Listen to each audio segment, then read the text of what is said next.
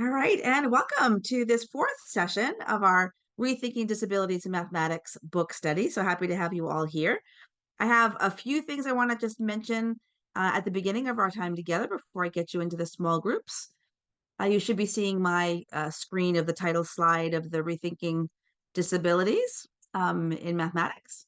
And again, just a reminder, this is a zero judgment zone. So being able to keep our discussions all obviously respectful of everyone and being curious and not judgmental.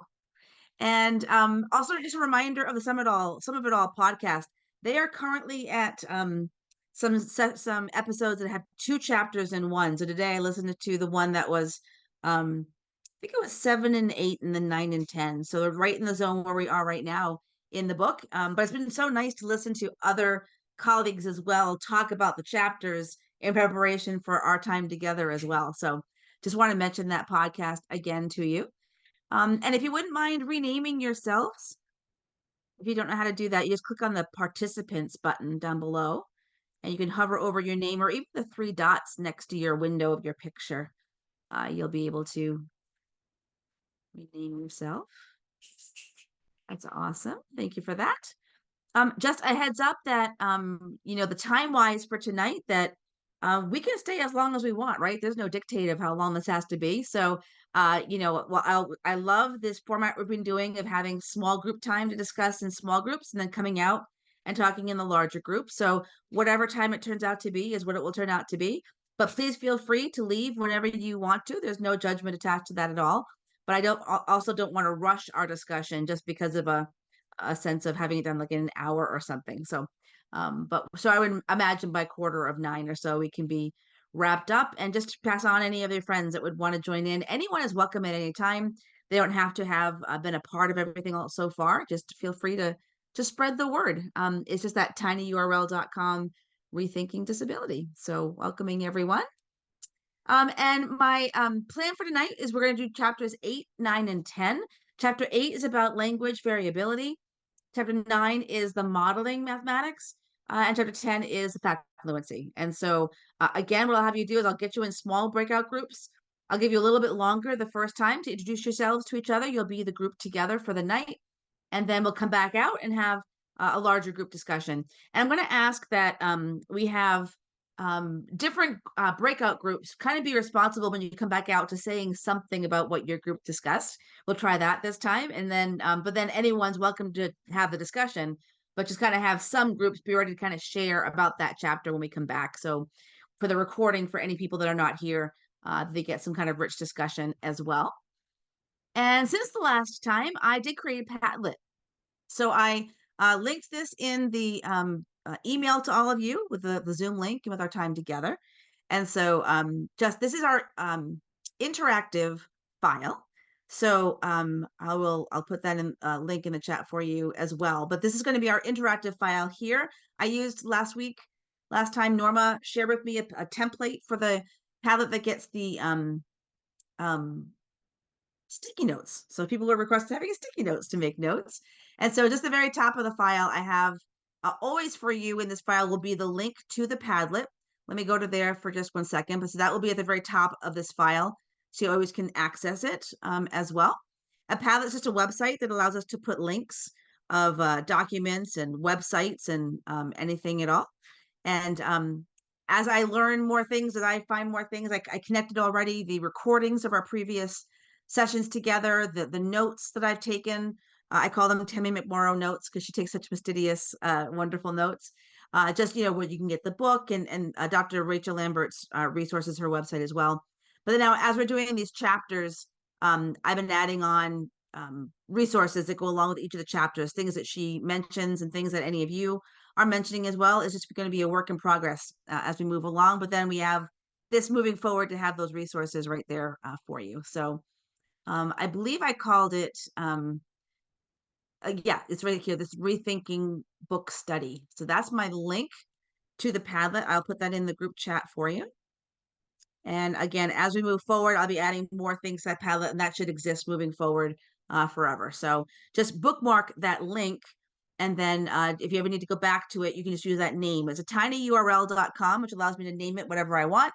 and I named it just Rethinking Book Study. So um, just wanted to mention that and get that on the recording for us. And before we go into our small groups, I just wanted a reminder a little bit of the facilitation of the small groups that, if possible, if the person is willing, whoever has taught the longest, if they could just facilitate the discussion, make sure everyone's sharing something. And I would love you to find out one person who's willing to be the spokesperson for the group. And we're going to use the questions at the end of the chapter. And I actually did put them in our file this week. So on this sheet here, the slide 4 are the questions on chapter 8.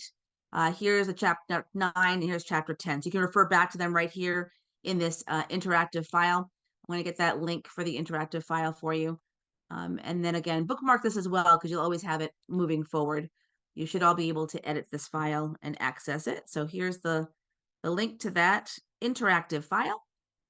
And we're going to begin with chapter 8. So talking about how we're designing to support language variability, and all the questions here for varieties of students with hearing loss and disabilities, but also those are multilanguage learners, right? The asset and the incredible benefit of our students who are multilanguage learners. It's an asset. It's amazing that they're learning more than one language, right?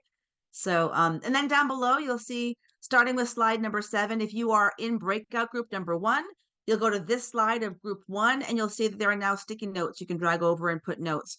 People had asked for that, or just put in a text bar to add in any notes that you have there. I have a 3 slides per group. I've got one for chapter 8, one for chapter 9, one for chapter 10 for the group 1, and then it goes group 2 with chapter 8, 9, and 10. So that's how I've organized the file. So any questions, or anyone think of anything that I have not mentioned in terms of structuring our discussion? All right, welcome back, everyone. So I pop in and out of the groups. I love being able to listen into your conversations. And tonight, Laura Tomas also jumped into some of your groups because on Monday, Rachel Lambert's going to be here with us in our discussion. So we actually have the author joining us on Monday. She did not want to like do a presentation for us or anything. She just wants to join in on the conversation. So I wanted Laura to test to see whether if I made Rachel a co-host, whether Rachel could bop in the small groups like I do. So, and Laura could. So I think that we'll do on Monday. We'll keep the structure the same of the small group time and then a whole group discussion, but Rachel will have the opportunity to pop in to different groups and talk with you in a small group as well. So that's exciting that worked out, that technology worked. So thank you for doing that, Laura. I appreciate it. And all right, so chapter 8 about the how we design for the language variability. I'm curious, group 1, what were some of the things that you discussed in your small group? All right, so I tried to put the little post-it notes on our slide. So if you look, you can see some. So I just kind of took like little chunks, but we all had experience. Most of the experience we all had was with students, multi-language learners. And oh, thanks. You can see it there too. And one of the key takeaways was providing that choice of how students respond, and making the thinking visible. And I shared an experience that our district had done some work with a research project of using technology, specifically iPads, because we had iPads 1-to-1 K-2. And we definitely saw, we researched using Explain Everything, which is an app where students can draw and record and screen record what they're saying. But we had a little kindergartner that was selectively mute and had not spoken all year and began to be comfortable recording herself. And it was just awesome to see her finally have a voice and to be able to uncover what she was thinking. Wow. We highlighted those choices on page 135. And one of the things that I think we all were interested was that idea of giving students the choice of which language when Mm. they're thinking, because I think I know in our district we have one school where all of our multi-language learners go because that's where all our resources are. And I think there's a big push, like it's that language immersion, and we want to kind of not force kids to speak English, but we want them to experience and develop their English. But I think sometimes we're not always respectful of allowing them to share because we talked about how having to to have their thinking and then have to translate it, that we're probably losing a lot of what they understand. And so that maybe we need to loosen up on the expectation of English is what we speak in the classroom all the time. And then also shared, loved the marshmallow hot chocolate and Mhm. providing experiences for them to be able to connect with the context. And if anyone in our group wants to add to anything, please join in. Yes, please, anyone feel free to share anything at all. I just wanted to make sure we got started a little bit, like a sentence starter, right? Like the language variability, having a sentence starter, having some groups ready to share, and then we can build on that. That's awesome. Thank you, Lisa, so much. And you hit it out of the park with the sticky notes and all the different ideas. I love it. I love it. Group number two, what were some of the things that you talked about? We weren't quite on the technology part of making our sticky notes yet, but we'll get there. I'm paper pencil still. We talked a lot of similar things. We talked about the how that structure of the numberless word problems is so important for our multilingual kids and neurodiverse kids to really just soak in that story and be reading it time after time before any of the numbers show up. Mhm. And some of us had some experience with number choices from cognitively guided instruction, but not all of us. But just how it was real world and how this teacher seemed like she has amazing organization, that the kids knew they could pick the right fit numbers for them and also get the manipulatives that were right for them. um, so we talked a little bit about manipulatives that our schools are using, and then um, kind of finished up about the teacher representing student work. So even though they were taking the time to do it at their tables or desks, the teacher had some things ready to share so that the students could just come up and explain without having to take that important group time to recreate it. Wonderful. Any other groups willing to share what you all talked about as well? Any other points that haven't been brought up yet? Well, the point that I brought to my group was on the language piece, because it's interesting at our building, well, and across our district, most of our students, we have a lot of language learners, multilinguals. They don't speak any language that any of us speak, um, and or nor any other student speaks. So wanting to allow them to process in any language, which is not a problem, they don't have the English skills to share out, but also it's just interesting. We don't have the ability to listen to what they're saying. Just as we have a bunch of unique languages, which is great. And I love that we have that. And we have Mhm. students who come in at 10 years old. We had two this year, came in at 10 years old, never been to school a day in their life, and didn't speak any Wow. common language. So it was fascinating to watch them learn. Mm. We've And used I Google Translate a little bit for that, It mm, so works they're if it speaking if they their yeah, if it's a language that it will speak to. yeah, One of ours was a language that would orally speak out. The other language it would not, but yeah. they have literacy in their home language, so they couldn't read. We used it more for the student to speak in their language and translate it to English. Yeah. mm. Which So, we did that, yeah, for our just Arabic speakers. Um, yeah. It does I know it doesn't work for every language, yeah. and It was a sometimes fascinating experience. It was so yeah, fun and and so sometimes the challenging. kids would laugh when it repeated it in English because they knew enough English to know that it wasn't Mhm. correctly translating, but it was something. Yes. Uh-huh. Mhm, something. I love that idea of the kids talking in their native languages. Like that's such a it seems like a no-brainer, but I didn't think of it. Like how wonderful that must be that they can talk about what they're thinking about. 'Cause I do have some people that I contact with when I'm consulting where they talk about our multilanguage learners as if they can't learn math. It's like, well, it isn't that they can't learn math, they just can't talk to you in English about it, right? It's not the math. They're capable of learning all the math, but it does get that kind of, it's such a weird situation not to be able to communicate. But remember, I do a lot of work with built-in thinking classrooms in districts, and there was one time where a random two kids were put together. One was spoke Spanish and one spoke English, and then the third person hadn't come over yet. Well, the third person that came over turned out to speak Spanish. They were a multi-language student as well. So two of the three spoke Spanish, and the third kiddo, who's the English speaker, is like, "Well, I can't talk to them because I don't speak their language." It's like, well, welcome to their world.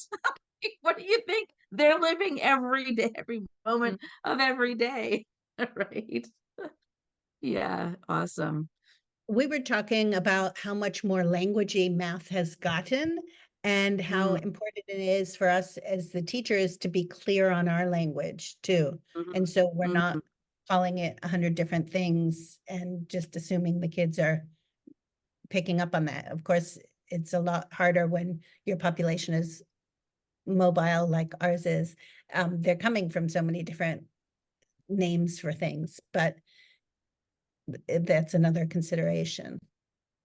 Yeah, and there's so much math academic vocabulary, let alone there's the geometry unit in itself is a whole set of words and meanings of things, right?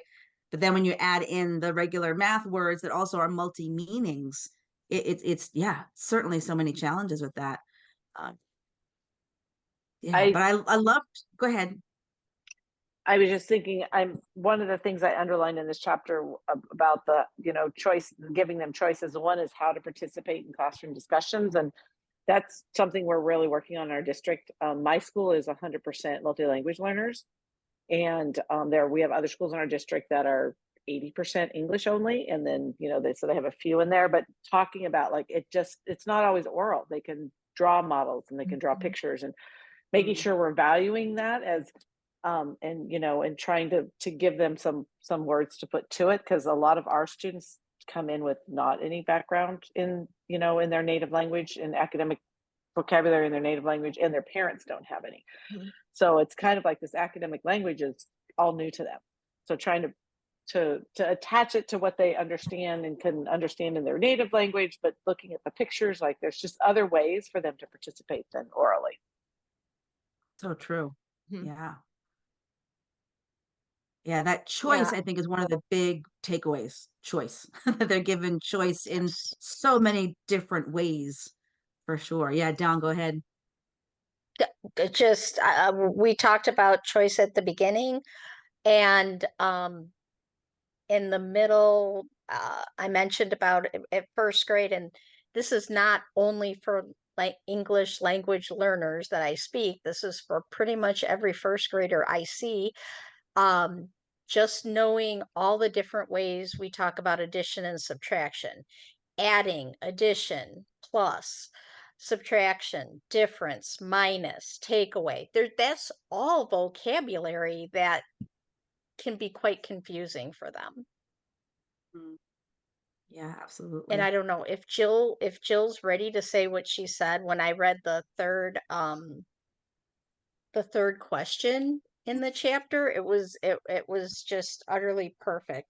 I said, well, we're looking at this last question, which was, if you were told that students with learning disabilities and or language processing differences could not handle inquiry-based mathematics, what might you say? And I said, watch me. And there's something to be said for keeping that positive, and yes you can, and yes we can. Yeah, I realize it's probably not the complete answer they were looking for, but it's an important emotional part that needs to be Yeah, part of it. yeah, absolutely. And I have been told that by teachers, and a lot of the trainings I do when I'm brought into schools, the special educators are not included. And I'll ask, where are the special educators? Oh, they had something different they were doing today, because it's usually a different pocket of money for the special ed departments, but we've got to come together, right? We've got to come together. All of these suggestions are for all kids and not for, there's no segment of kids that are excluded from any of all of this. Um, but some of those beliefs, we come into it. And I think that's why the first chapter of her book is trust in their thinking, trust that they can. Have you tried it before you say that they can't? Yeah, so true. Thinking And I'll about give, bringing this book back to my school, this is like the first chapter where I feel like I could give it to every single teacher and have them like see themselves in that story and be like, oh, look, they did a numberless word problem and with the CGI problem and with manipulatives and gave choice for who they worked with all in this one lesson. It was like it just encompassed all of the best practices that we have learned about. Absolutely. One Yeah, of it's the so things, true. We have to change, right? It's nothing with the kids. It's our systems and we need to change. Yeah, such a different mindset. Absolutely. Annalise, TJ put something in the chat. Someone else had just spoken though. I was just going to wait for a second. There was someone that just spoke. it was Marianne. That's fine. Let's, TJ stuff came up first. Let's do that. Sounds good. So it's about BTC. So building thinking classrooms. Peter's research has shown about these randomized groups. And now it seems like that's at odds with the idea of the choice, because one of the choices among the many different choices kids have of choice of numbers, choice of representing their thinking, choice of strategies, she also suggests choice of who they work with. And that extra level of comfort of relieving any anxiety for some of the students who have learning differences, even like a selective mute child, or even the students who are multi-language learners. So I was curious if any of you, as you were reading that, also had any thoughts about that. Had you reflected on that yet? I mentioned I- that I liked how organized her room was and how the students just knew where to go, whether it was working alone or working with a partner, and that flexibility. But I also like Peter Liljedahl's randomized groups. So going to be a balance of the two, I guess, come fall. Yeah, that's what I was going to say too. It's never an all or nothing, it's just another tool. And yeah, some days you are going to tell them we're working in these randomized groups, and some days you are going to say, okay, what's your choice? I have a hard time with the choice piece as a general thing because I'm mindful of the students, myself included, like in, classes where find a partner and work, and I didn't have a partner and it felt lonely.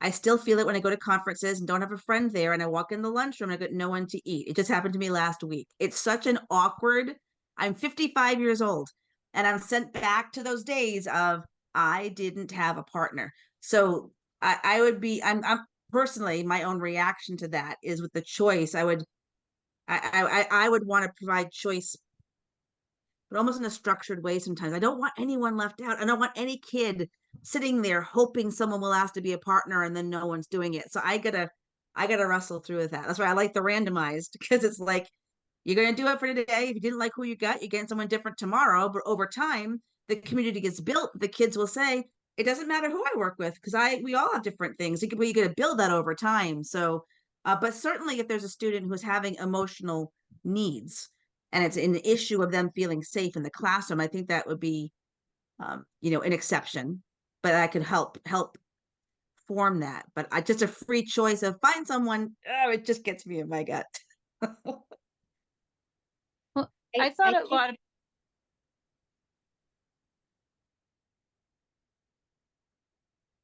Go ahead, Marianne. I thought a lot about choice, meaning choice of how the students are responding individually. So Annalise, if you and I are partnered, either through we were told to work together or it was randomized and you and I both had spades or whatever, you and I would likely, if we're presented with the same problem, we would each be able to have a choice of how we were thinking about and communicating that problem. Absolutely. Now we might have to agree on how to present it to the group if we're doing it together, but that's also another opportunity. And I think the randomizing does force the adults into really considering things that are barriers that we hadn't thought of before. And then the last piece is I've been a special educator for several years, and I'm an interventionist now, and I've done regular classroom. But I found that the students who get the least practice of any of this are the students who have identified by somebody needs outside of mathematics. And so it's concerning, and that's the leitmotif of this book. But it's concerning that when someone says to me they can't handle it, I sometimes want to say they've had about one, depending on especially how many years they've been in school, they've had about a 10th at best of the practice that most kids have had. So why would you expect anything else? It's got nothing to do with who they are, in most cases. Because they're taken out. I've had to fight as an interventionist even to say, oh, no, I'm doing things outside of that. It's not doing it instead of the problem solving, which is sometimes seen as too hard. So that's sort of where I end up having to discuss. But anyway, I was thinking choice more as the student choosing how to respond and what tools to use to do that. Yes. Yeah, no, there are 10 layers of the word choice in this chapter. Yeah. It's choice of numbers and choice of how to show my thinking and who I work with. I was talking about the choice of who I'm working with. But yes, absolutely. There are so many layers of that. That sends me into a panic attack, that part. I think it's earlier in the book, there's a point where kids are put into random groups, but there's one kid who moves aside. I can't remember, but it is earlier in the book. And I think about, last year, I had a couple of, especially the autistic kids who had really struggled with communicating with other people. And what I just set up with them is you're going to start with your group. You can't move away from your group on your own. You got to check with me or an instructional aide or somebody, and we'll kind of come to your group and try to help. But if it feels like you're overwhelmed, then we'll come over to this board and you can work on your own. So I think there are some students that might, but I want to have it be a process before you have that choice. But I also have been thinking about, so I'm all about, like, I can't do all building thinking classrooms. There's a little bit of balance. We got to balance it. And I think about times when we're doing just practice in class, or and so when you're at the boards or in your groups and you're processing things, and it's good to have people to talk with.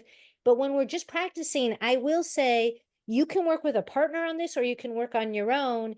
And if you don't find a partner, we're all thinking that it just means you want to work on your own. Like, nobody's making judgment of that you're working on your own. But I like to give them a little bit of choice. But I don't know if that's right or wrong, but I do that sometimes. Yeah, there's no right or wrong to anything. It's just what we do the best we can to know more and do what we've experienced ourselves and what we do best for the kids, right? A couple of the classes that I've had based on student needs, I would give a choice of being solo, partner, or trio, so that if somebody maybe started alone but wanted to then join in, it was still like acceptable, because it's like, oh yeah, now we're a 3, we can do this. Wonderful. All right, let's go on to chapter 9. And 9's about math modeling, how we can make our thinking visible. So this is chapter 9. So if you slide down in your the Google Sheets, if you want to keep track on the interactive file, again, paper pencil is fine, whatever works best. You have a choice in how you want to keep the notes for your group. How about that? You all have a choice of how you do that. I'm not going to force you to do it with the interactive board. But all right, here comes all the rooms again. And we'll see you back in a few minutes. All right. Group 3. Would one of you be able to share with us something you talked about with this chapter on the modeling, the math thinking, how we make our thinking visible?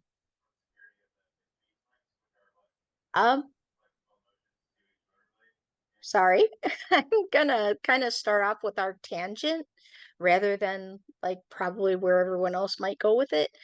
And we were talking about the idea of number lines and open number lines and first graders and kindergartners, discussing more of a number path being appropriate for them.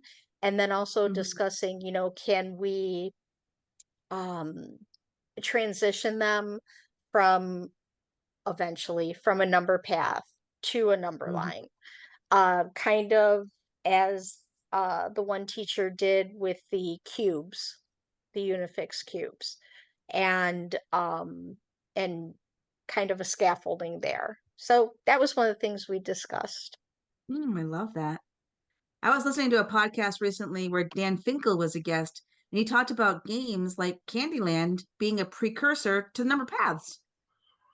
It's brilliant, of course. Like, kids playing games like that where they're like a sorry, where they're having the, the squares and moving along. Like, what a brilliant connection of playing games and number paths and then the number lines and then the open number lines. I love it. Thank you so much, Dawn. Group 4, is there anything that stood out for you in this chapter? Well, I'm just going to add on to what she was saying. I think people underestimate how complicated that idea of number lines are, and how much there is between it. Like the path being such a discrete little piece, but a number line being an interval or measurement kind of thinking, which is a huge leap. And to just take it for granted that they're going to get this.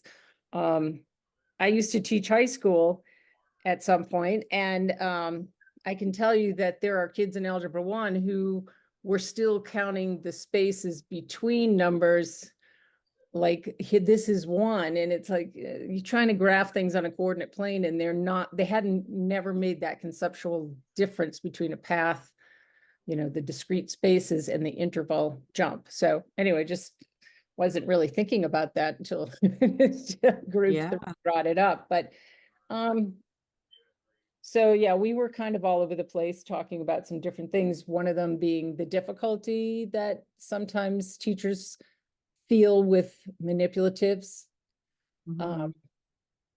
But this was more about the models, and I love that she really narrowed it down to just a few key ones. Like, we don't have to model with every different kind of picture out there, like the number line, the arrays, and ratio tables, I think, right, was what she was really saying. Like, if you can really get those down, that'd be great. And I don't know how many people have tried to record kids thinking visual, like they're saying something about how they solved it, and you are trying to record the thinking for other people in the class without just writing symbols down. That takes a little more than, it takes some practice. I mean, you get better at it and it becomes more natural. But I think I saw on your Padlet, you had a link to Pam Harris's site, and she talks about that quite a bit. And yeah, absolutely. And the difference between a model and a strategy, which. Yeah, I want to make sure we talked about that actually, that there's a difference between strategies and models, that strategies are what we do with the numbers, and models are how we make our thinking visible. So the models can be concrete or pictorial or abstract, right? So I can use a variety of manipulatives like the Rec and Rec that she mentioned, that there was a little bit of research that showed that the students who use Rec and Recs understood it better than when they use the 10 frames. So that was interesting, right? That research had shown that. Rec and Rec is just a Dutch word for counting rack. That's what it means. Rec and Rec, REKENREK. They are usually red and white beads because the research showed that the red and the white beads were very helpful for the students to think about that. Has anyone not heard of a Rec and Rec before reading it? Liz, yeah. So fabulous. And this is what I find actually when I'm working in districts and exploring the importance of manipulatives and that we're using that, when people will share with me that they don't do manipulatives, even in like K2, because they just say it's just a mess, the kids are eating them, they're throwing them, it just isn't worth the effort. When I show them the Rec and Rec, their eyes light up. They're like, oh, because the beads can't go anywhere. They're on the rows. So I build them out of oak tag and then pony beads and pipe cleaners. So the structure of it. So here would be an example first of a Rec and Rec where it's just the 10 beads, but it's color coded at the 5. So if I want to slide over 6, students might first count 1 by 1, but you could say, can you slide over 6 beads in fewer than 6 slides, right? Can they go to the chunks of numbers, which is that key for moving from counting, a phase of reasoning, into additive, that they're using chunks of the numbers. So I could even slide like 5 in one slide because that benchmark of 5 and 10 is so strong. I can do that's 5, and then one more is 6 when I understand that a 5 is within that 6, that hierarchical conclusion, right? And having like 2 rows as well. Like this is great for using strategies, making it visible like doubles. So if I were to have 6 plus 7, I would say to the students, are there any groups of these beads you know for sure? And again, there's choice. It's not one way. A student might say, well, I know 5 and 5 is 10. And then there's one more in that 6 and two more in that 7, which is 3, and 10 and 3 is a 13. Or another student might say, well, I know 6 and 6 is 12, so I'm almost there. I can reason that 6 plus 7 must be one more than that, right? That's the strategy. And I'm making it visible to you with the Reck and Rec. The strategy is I'm using doubles, a chunk of the numbers to help me get to the answer. The model is how I'm making it visible to you. And in this way, it can be concrete or it can be pictorial. In this way, the virtual manipulative. This is a website called Braining Camp. If any of you want to try it out, you can get it for 3 months for you and all your students. If you redeem a code called Be Curious, which is from Ted Lasso, they know I love Ted Lasso. So be curious. If you redeem that code on this site, brainingcamp.com, you can have access for 3 months to everything in the website for you and your students. So they have the Rec and Recs. The reason why I love Braining Camp so much is that they're the only site that has Cuisinart. That's another one of the models that are among my favorite, because we want to be thinking about the mathematics and moving our students from counting into additive reasoning and adding into multiplicative reasoning. And too often when we use, let's say, base 10 cubes, base 10 blocks with the unit cubes, the kids are, if you watch what they're doing with them, they're just counting those cubes. They're not moving into that additive reasoning. So that's why I love Rec and Recs and why I love Cuisinart. And just here is another image to kind of show you the difference between strategies and models. I am told a lot by teachers that we've been working on the strategy of a number line, and number lines are crucial. They have their own set of research to support how important they are, because they can represent all sets of numbers known to humankind. So I have teachers will tell me, my kids didn't like the number line. And I'm thinking, like, what didn't they like about it? Because it's crucial that they know how to use number lines, right? But also, a number line is not a strategy. A number line is a model. So I say to them, if you're working on a number line for a few weeks, like, what are you doing on the number line? So for example, if I were to ask students 6 times 4, right? They might make their thinking visible by showing the hops of 6 if they're repeatedly adding the 6. So I'm showing you a strategy that is essentially repeated addition, right? That skip counting of the multiples. But I could also use that same model of a number line to model a strategy of when I multiply by a 9, it's related to a times 10. It's one group less than times 10. So if I were to ask 9 times 5, rather than skip counting by 5s additively, I can say, well, I know 10 5s is 50. So 1 5 less, 9 5s is a 5 less. So that we can be using these models, but they also be modeling different kinds of thinking. We want to make sure we're facilitating that journey of counting, additive, multiplicative, and then to proportional, where kids get caught in the previous phases of reasoning. So that's why I do love Pam Harris.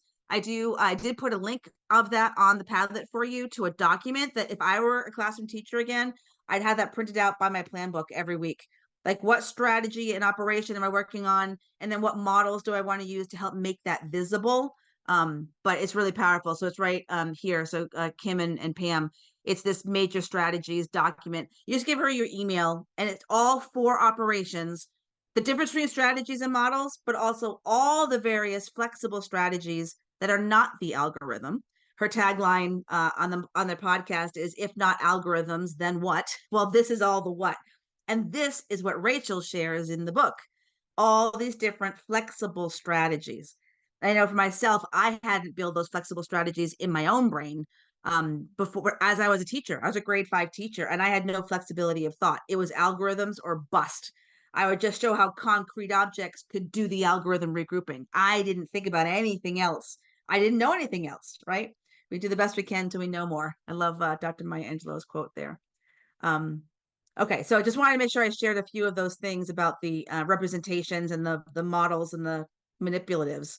But yeah, anyone else want to share something about the manipulatives, the modeling of the thinking?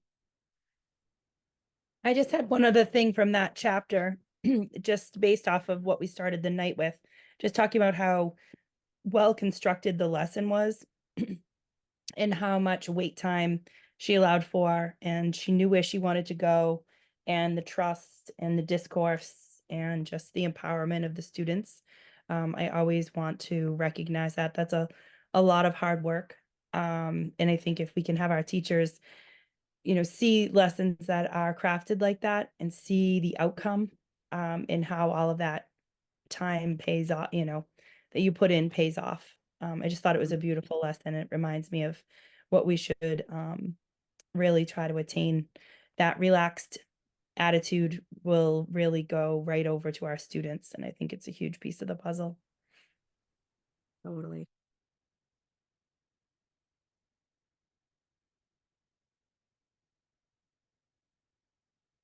Any other thoughts? How are you all feeling? It is 8:40. There's so much richness to talk about. And I know we wanted to get through it this summer. I'm just curious from your perspective, would you want to go on and discuss fat fluency? Or do you want to move that to Monday's meeting? We only have a few days for Monday's meeting. I'm just curious what your thoughts are. Would you like us to bump that one chapter to Monday and we'll talk about that then? Yeah, and because that's a thick topic. It sure is. Yeah. And it's an important one. It's a lot of my life, a lot of my consulting life is around fat fluency because I think it's key to so much, including the big identity and agency of the kids, right? Yeah. Yeah. Everything's okay. Everyone's okay with that. Then we'll move chapter 10, to Monday. Super. And then why don't we just do, and again, I don't want to rush it either. It's a really important chapter. So 10 and 11. Yeah, 10 and 11. sorry, 10 and 11. Thank you. Yeah. So fat fluency and then those number strings, which they're related as well. So it's a great, and that would be a great discussion for us to have then. Super. Yeah, excellent. Well, thank you all so much for joining in tonight. As always, so great to hang out with you and listen to your thinking and share and learn together.